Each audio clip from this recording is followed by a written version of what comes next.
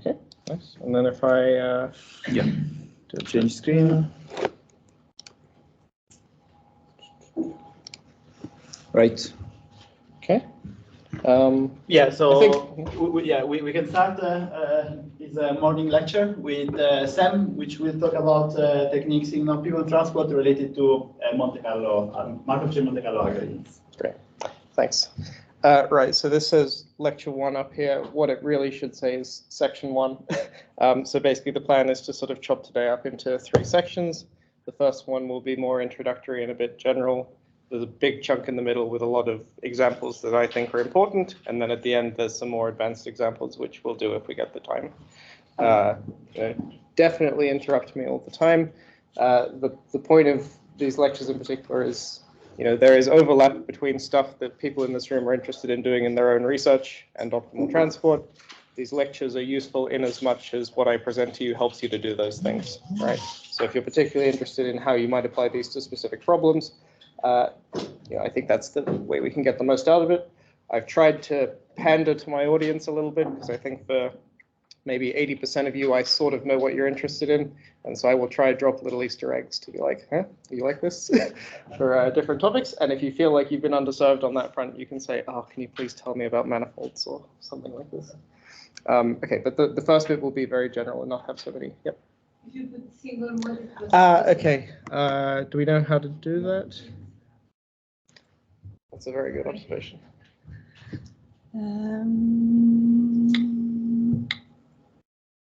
Okay. Is it coming? Or? Yeah, Okay, excellent. Okay, nice.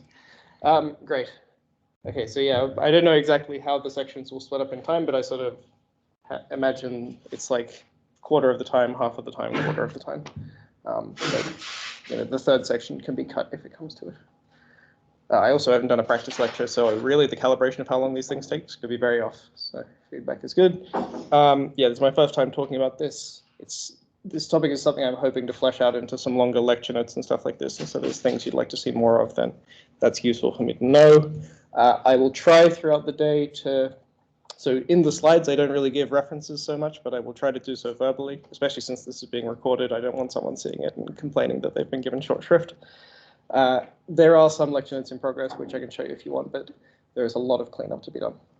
Okay, so now to talk about some actual stuff.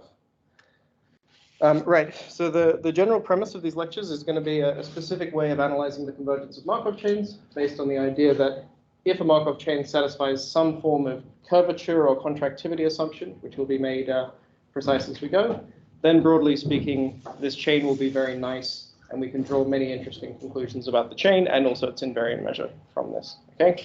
So it's sort of, maybe with your classical MCMC convergence, you want to get exponential rate of convergence in a mixing time and you can go home to some extent. And this condition will actually let you get extra stuff on top of that, right? If you want to do things like asymptotic variance, non-asymptotic mountains and stuff like this, it turns out to be very good for that.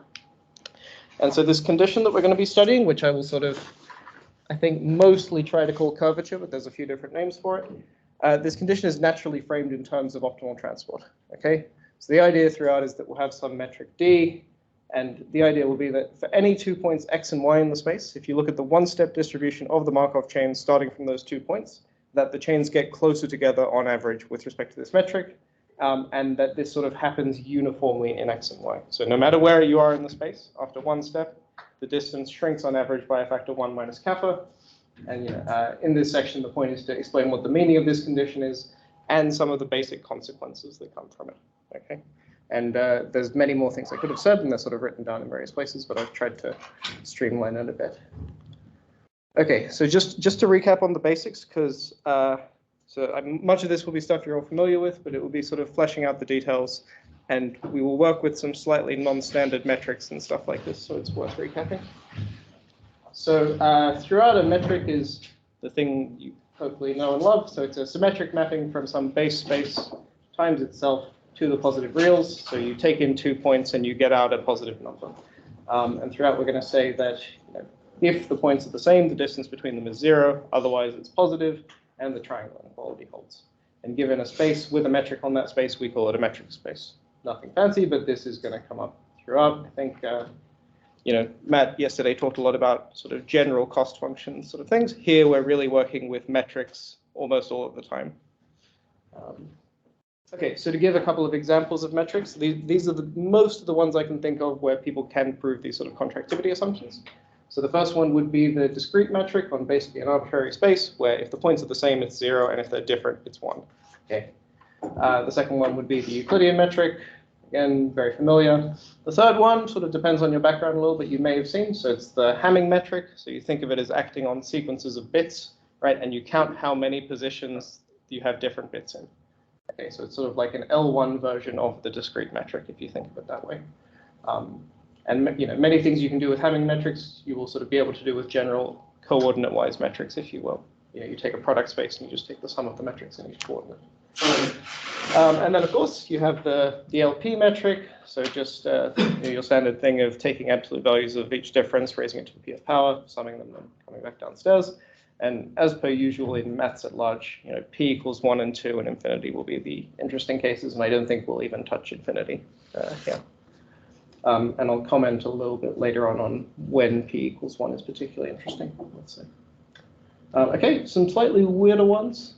So let v be a sort of positive function on your state space. Then what I'll call the v-weighted discrete metric on your state space is you take the discrete metric and then you multiply it by vx plus vy. So this one is worth checking that it's a metric because in some ways it's not as obvious. But somehow what it says is, if the points are the same, you pay no price. And if the points are different, you pay a price for them being in parts of the space where v is big. Okay, so in an MCMC context, v will often be the density inverse or something like this. And so it's sort of almost like these, what do they call it, the national rail metric or something, right? Where you say how far is it to London from the first place and how far is it to the second place from London, almost like this. If v had a metric structure or something like this, that would be the case. But in general, v is just arbitrary and positive everywhere. And in fact, you can get away with it being 0 at a point if you like, but that's not so important.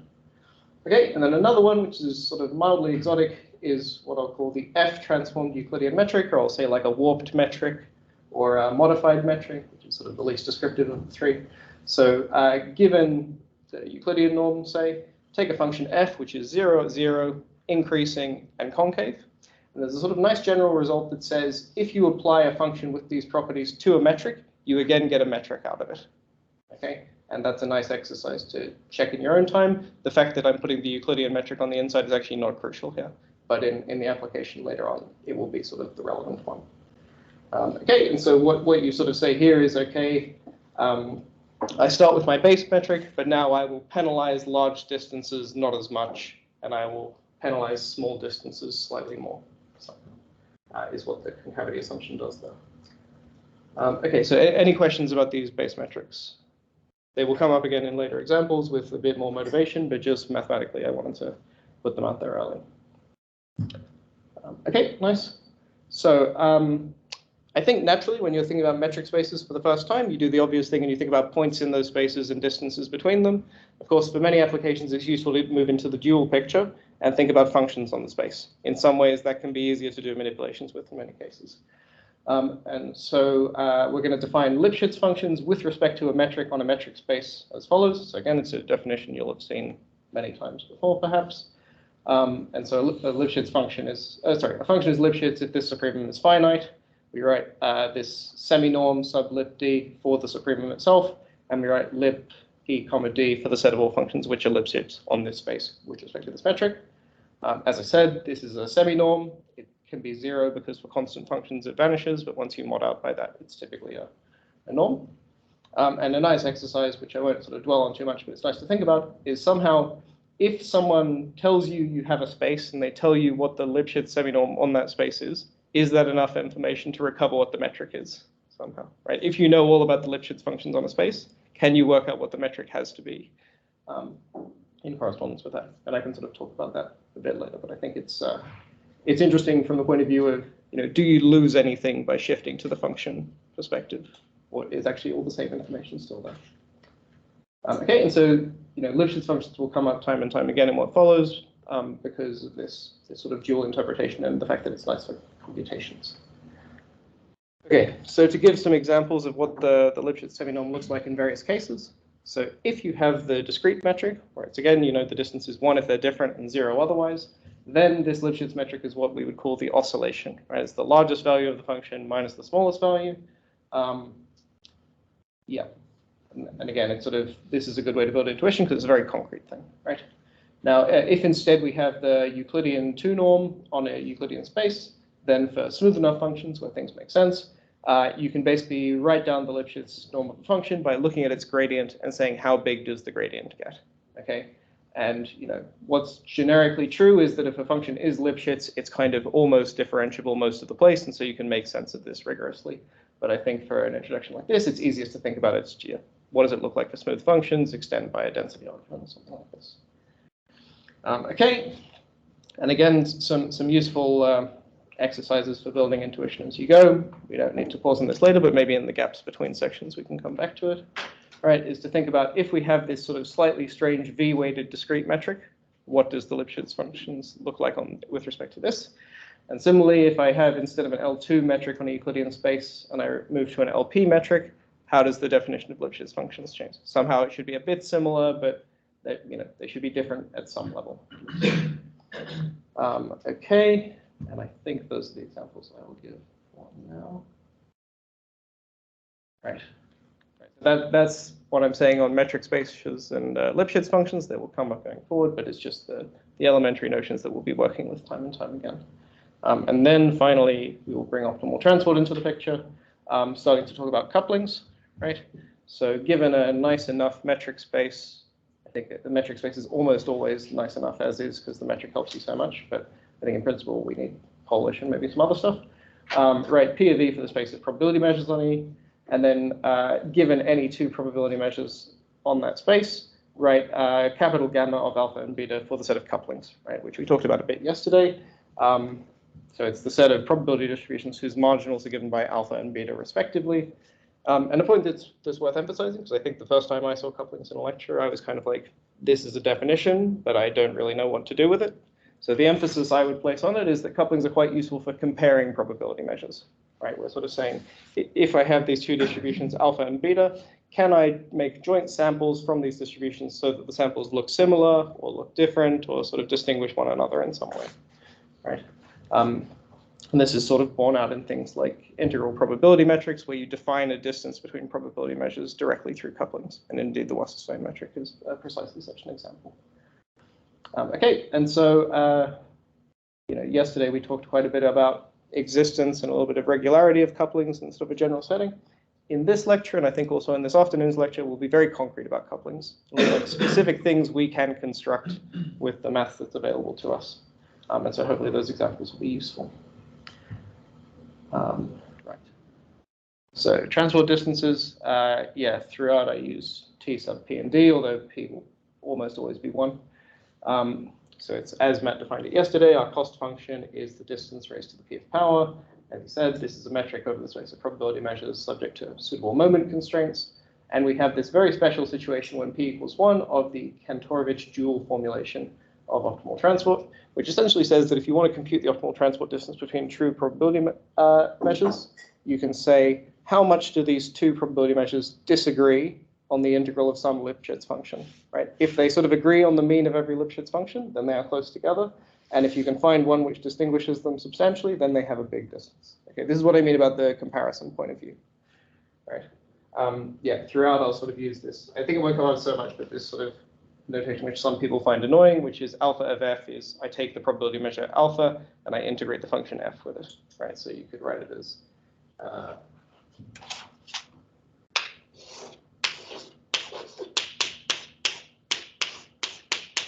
something like that.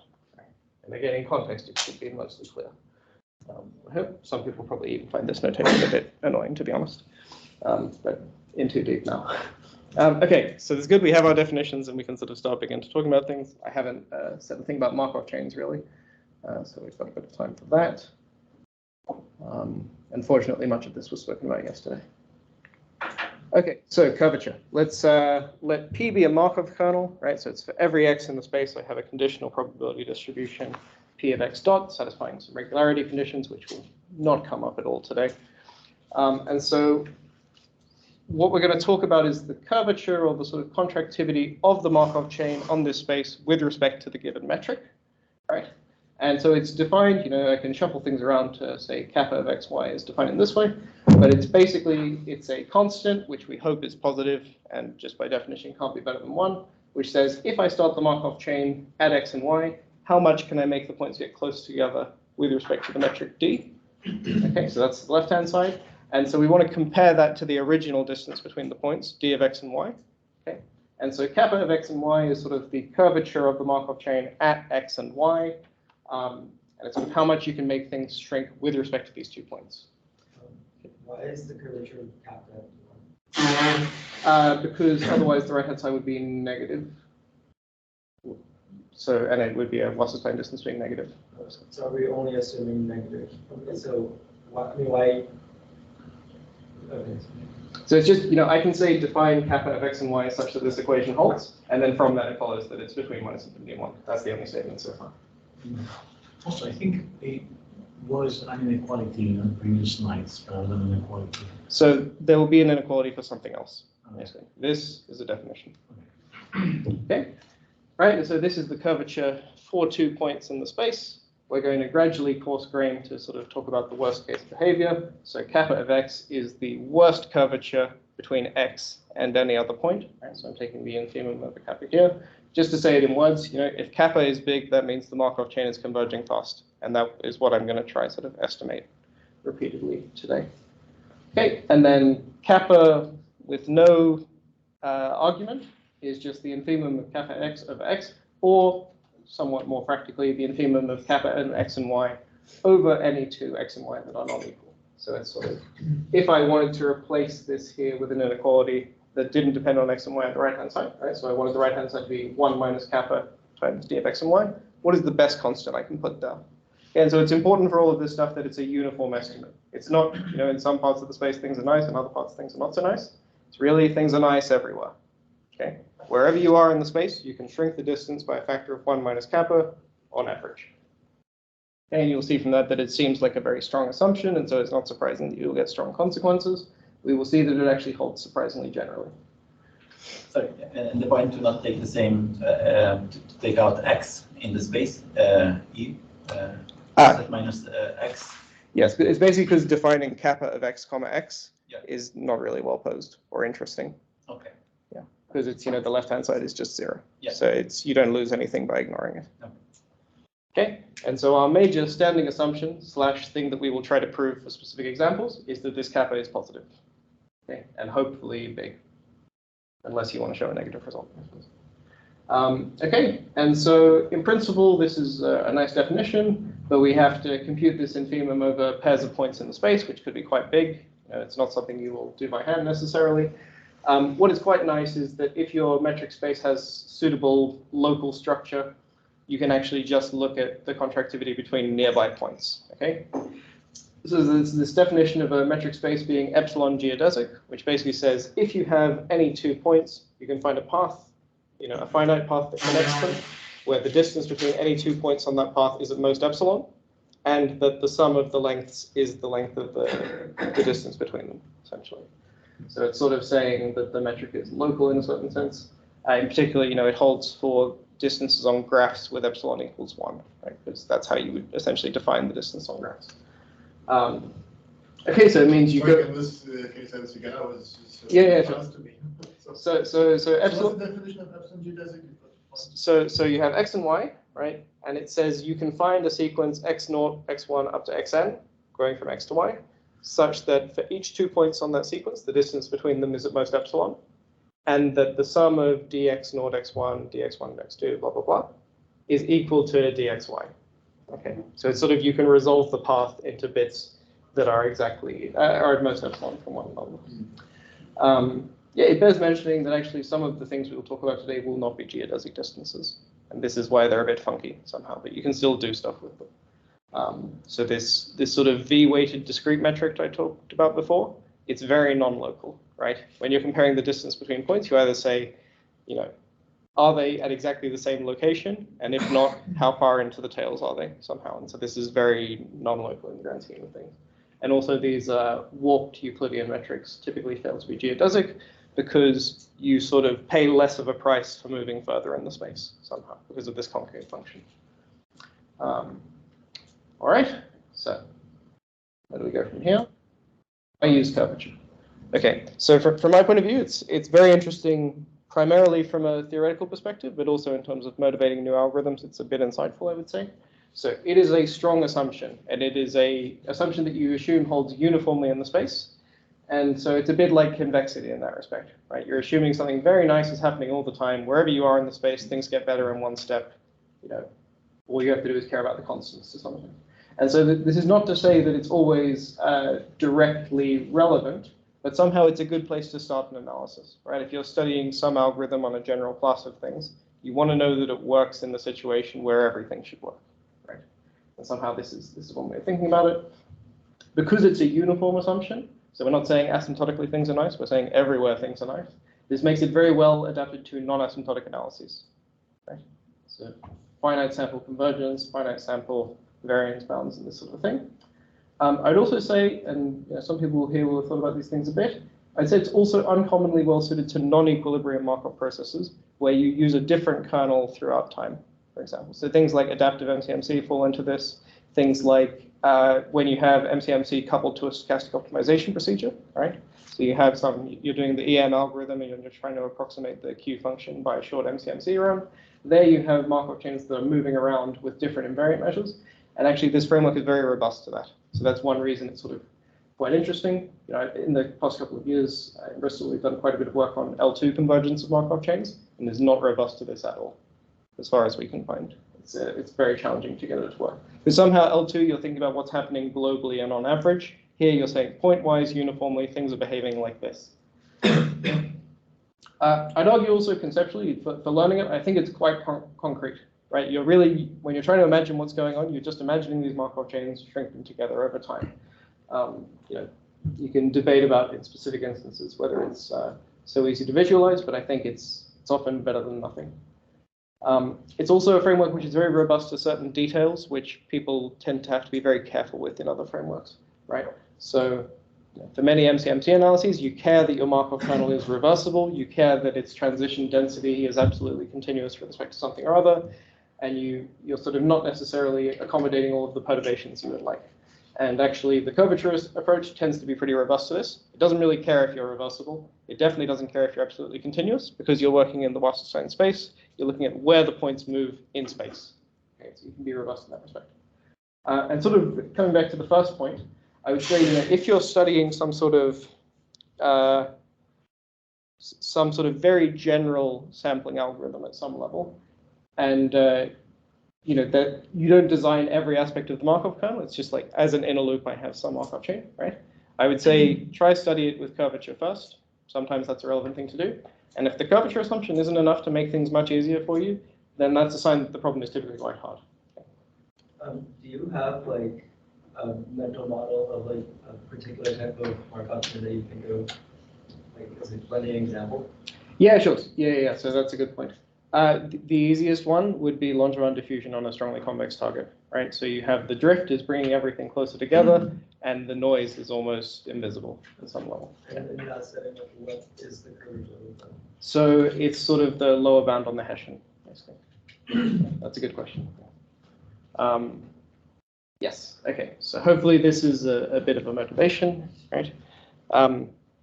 So one thing that got me to think about this recently was, so some of you will know Pierre Jacob's work on unbiased MCMC with couplings, right? And it's a very general framework where you sort of have some Markov chain where you want to debias certain expectations, and it's based on couplings naturally, and it's somehow fundamentally non-equilibrium, right? You start with a chain drawn from the prior, and you run it until the chains coalesce, which is basically saying once you reach equilibrium or something like it, you stop looking at the chain, right? So essentially, equilibrium properties of the chain will miss almost all of what's happening with this process.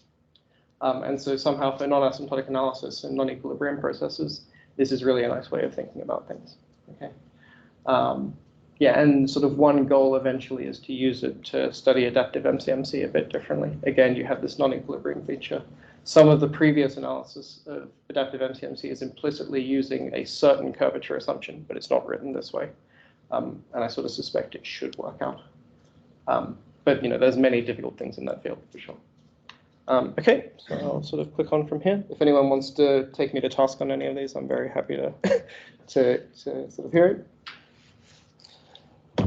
Okay, so let's click on. Sure. Okay, so the question you asked then, right, is it's a very strong assumption and it's a nice way to get sort of analysis of meta algorithms, for example. But if I have a specific problem, will this assumption hold?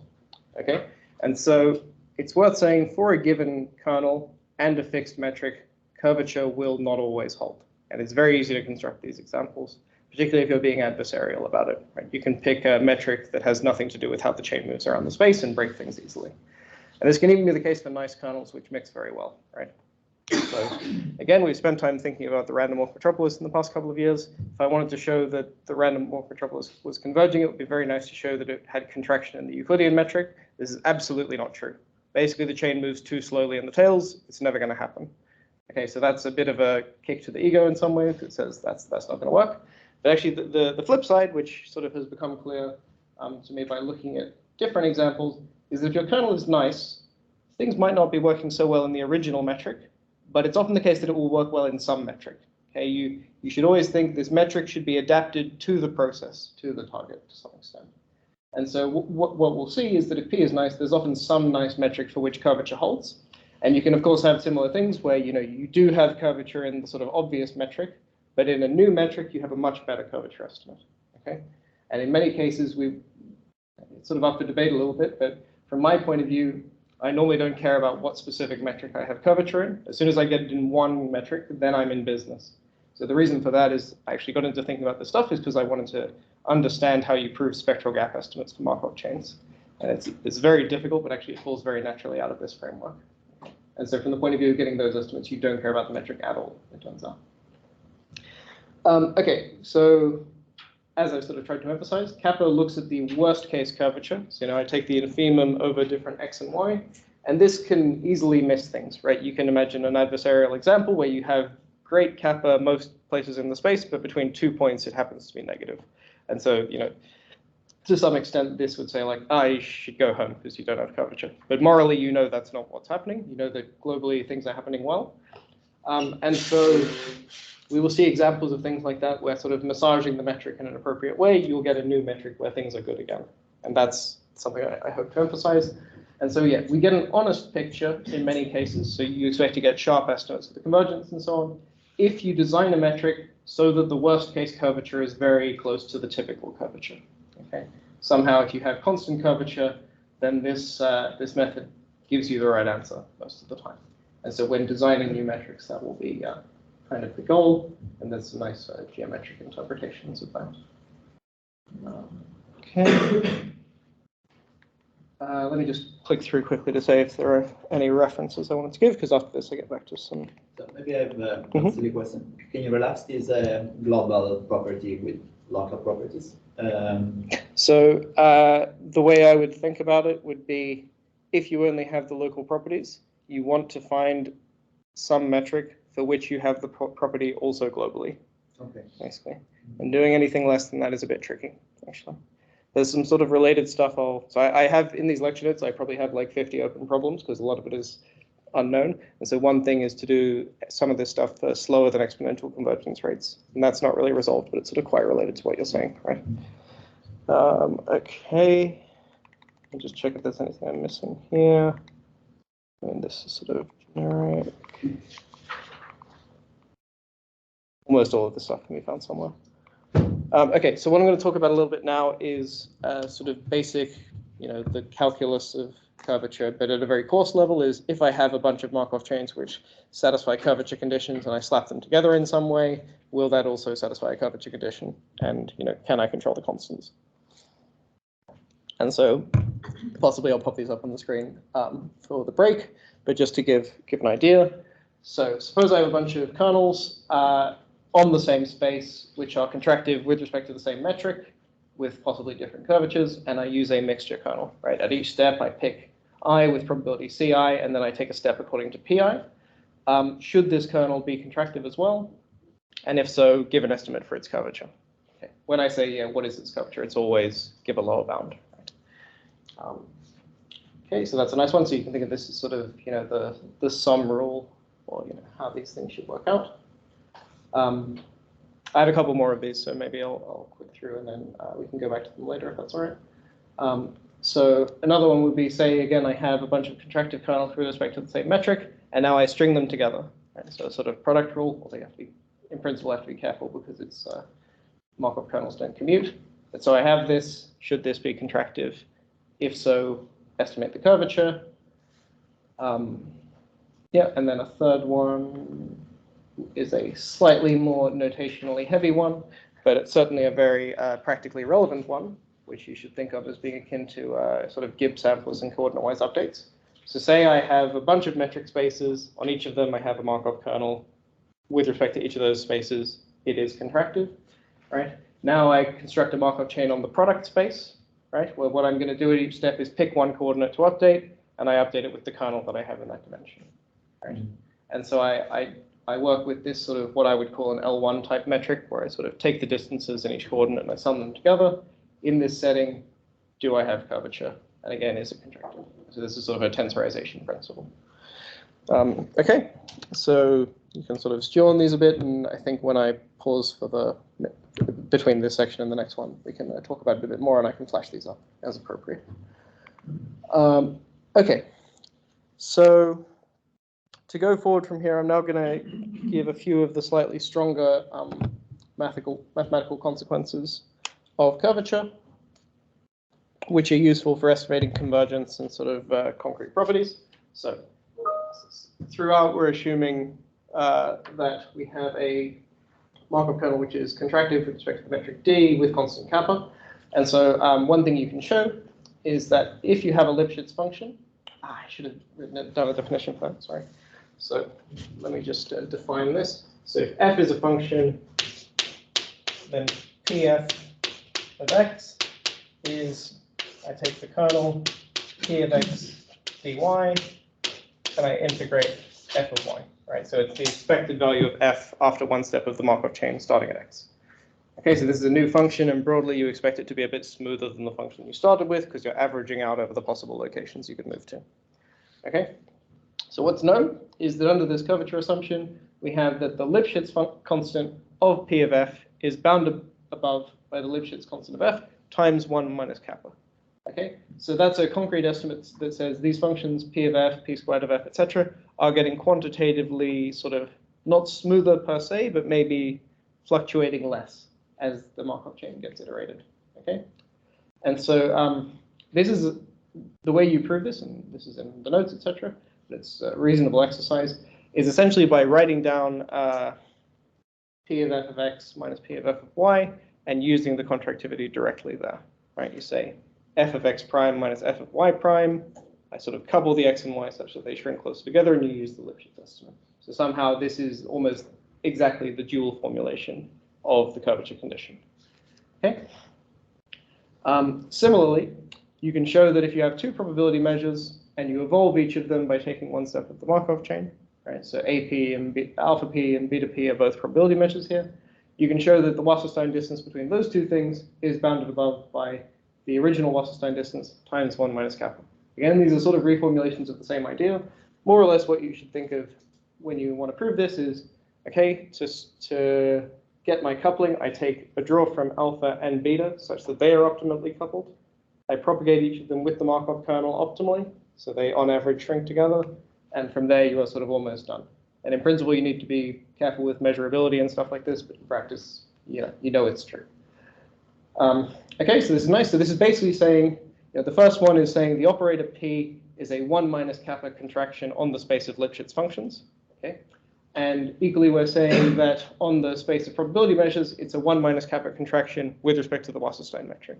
Okay, so whether it's acting on functions or acting on measures, things are going well. And so what you can get from this directly is that P will admit a unique invariant measure to which you have exponential convergence in the Wasserstein distance, and you get a quantitative estimate on the rate. So you can see from this that actually if you have a good estimate on kappa, you can estimate the mixing time almost directly as 1 over kappa times log 1 over epsilon, or something like this. Okay. One thing I might say here is it can be a slightly coarse tool in that it can only ever tell you have an exponential rate of convergence. We actually don't really know how to use these techniques to say you have slower than exponential convergence or that you have faster than exponential convergence at the start, each of which is sort of practically interesting. Right, so that's good. And sort of a related estimate, which comes on the next slide, gets back to why I cared about this in the first place, right? Despite everything I've said, I still love reversible Markov chains. And so assuming that you have a reversible Markov chain P, so this is your sort of Metropolis and friends, right? Which has invariant measure pi, then viewing P as an operator on the space of functions which are square integrable under pi, which I think is a bit bigger than the space of Lipschitz functions, you have that the operator norm of P is bounded above by 1 minus kappa. This sort of follows almost directly from the previous estimates. And in particular, you can say all of the eigenvalues of P, except for 1, lie in this interval, and so you get a spectral gap of at least kappa. And so this is sort of why I cared about it in the first place, because it turns out that the spectral gap is sort of a reasonably robust quantity in many cases. Okay, so all of this is to say that in various ways, applying this operator P to a function or to a measure is shrinking things by a factor 1 minus kappa at every step, and various quantities which you would care about in practice are shrinking exponentially at this rate. Okay. Yeah. Okay, so I think that's that part. What is it? So these are sort of standard results. This one here is, it's in Olivia's notes. Can I ask you a question? I remember when the definition of exponential ergodicity, you have the rate which depends on the initial point. Initial point. And here kappa does not depend on. Yeah. So can you comment on this? Yeah, sure. So so you can see from this second line here, right? If you iterate the thing many times, you get the distance between alpha pn and beta pn will be this thing. And so the initialization, if you start from a point, will be in the Wasserstein distance on the right-hand side. Essentially, the initialization cost is the Wasserstein distance between a delta at your initialization and the invariant measure. Okay. Yeah. So you can again see why for heavy-tailed things you will have troubles. Yeah, that's a good question. And indeed, that's often one of the places where you see some mild dimension dependence, right? Because that distance tends to scale with the dimension in some way. Any other questions for now?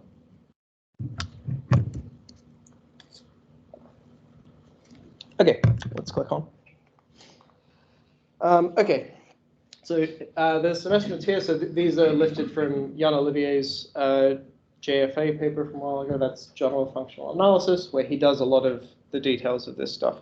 He was interested mostly in sort of answering questions about, what is the geometry of a discrete space? So there's many applications with hypercubes and stuff like this, which is mathematically very interesting, but actually I think for the people in this room is sort of moving in the wrong direction, because most of the time we're thinking about very continuous problems. And so my emphasis has shifted slightly from his. But okay, so he gets some very nice results along the way. And again, I emphasize most of them are pretty elementary. It's like extremely readable for a general functional analysis paper. So who was it? Olivier? Olivier, Oh. yeah. So he did his PhD with Villani. Oh no, he did a postdoc with Villani, I think. Yeah. Yeah, so these are, and he has a couple of other papers on his website, and they're very well written. Okay, so under a locality condition on P, so essentially that your kernel P makes local moves in some sense, you get that for any Lipschitz function pi, you can bound its variance at equilibrium by its Lipschitz constant divided by kappa, basically. Okay, so it's saying if a function has small Lipschitz norm, it has small variance. It's morally a bit like a Poincare inequality, right? It's saying flat functions have low variance. And I think you will believe me if I say that. All right, so that's good. So that means we can control the variance of Lipschitz functions, which is useful for various applications. Under an additional bounded moves condition, so this is, say, your kernel moves at most a distance sigma infinity in one step, almost surely. This could be relaxed.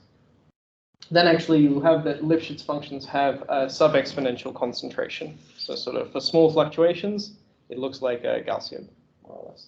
So this is very useful for things like concentration inequalities, and to some extent large deviations. Okay, so this is nice. So this is, I think, more interesting for people who don't design their Markov chains to have a certain invariant measure in some ways. So this is stuff which is very nice if you wanted to, for example, study the unadjusted Langevin algorithm, right? In this case, you don't know the invariant measure, but you kind of know what properties it should have morally. And this would let you say, yes, the variance of functions under this sort of slightly implicit distribution satisfies this, and it has sub-Gaussian concentration and blah, blah, blah. So that's nice. Yeah, the sort of things where we know exactly what the invariant measure is, it's kind of telling you things you could prove through other means a lot of the time. That's nice. Okay. Right, and so some other results which I don't want to sketch out directly, but are worth highlighting that they exist, and again, that most of the time the proofs are not too difficult, is if you do what we often do and run a Markov chain and compute expectations using the trajectories, it's useful to know what the bias of this estimator is, what the variance is, and whether it satisfies concentration inequalities. These don't follow directly from what's on the previous slide, but somehow closely related. And so you can get these estimates very nicely. The best reference for this is a paper of Alderic Choulan and Olivier again, and this is in AAP from 10 years ago or something like this. And they have some sort of slightly provocative lines in it where they say, like, they sort of suggest that once people got a hold of MCMC, they stopped caring about confidence intervals because of the way things are used in practice, perhaps. So some slightly more peculiar things, which will only mean something to certain people in the audience. So if you're interested in solving the Poisson equation for a Markov chain, it is known that in many cases, controlling the regularity of these solutions requires quite a lot of information. It turns out that curvature gives you very strong control over the solutions of the Poisson equation. You can sort of construct them very explicitly and show that they are Lifshitz with a certain constant, etc. And so this is sort of related to the ergodic averages stuff in an indirect way. Yeah, and so the main paper for that would be some stuff of Li-Ming Wu, which I think is also in Journal of Functional Analysis. And then some stuff in the 90s from Chen and Wang, who were sort of doing PDE type stuff. Yeah, okay, so in the definitions I've given here, I've talked just about discrete time processes because defining things is much easier. Of course, you can imagine extending all of this to continuous time processes it can be done. More or less is what you do is you look at the kernel over a small time epsilon, look at the contractivity of that, and then you take an appropriate limit as epsilon goes to 0. And so, in that case, you will get, after time t, on average, your trajectories shrink together by a factor of e to the minus kappa t. And in the examples, we'll give some stuff like that. And then there's sort of some slightly more specific results, which are good in Olivier's review, where you can establish something called gradient contractivity. So gradient contractivity is sort of saying, so we know from what I've said before, that the Lifshitz constant of P of f is shrinking as you iterate P, right? And that's a sort of worst case bound. It's saying the worst derivative somehow of P of f is not so bad. But actually, in some situations, you can improve this to a pointwise bound. So it's somehow saying something a bit stronger, but I think it's not really worth talking about in this audience. But this is sort of nice if you're interested in functional inequalities, for example. Okay, and then I think that's me done for this section. So maybe we pause for 20 minutes, say, and I'll leave some problems after. Okay, so thanks. Do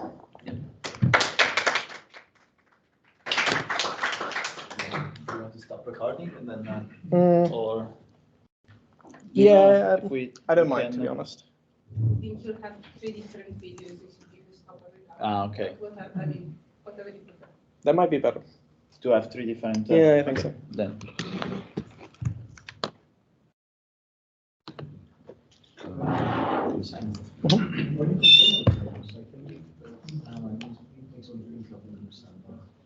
Which one?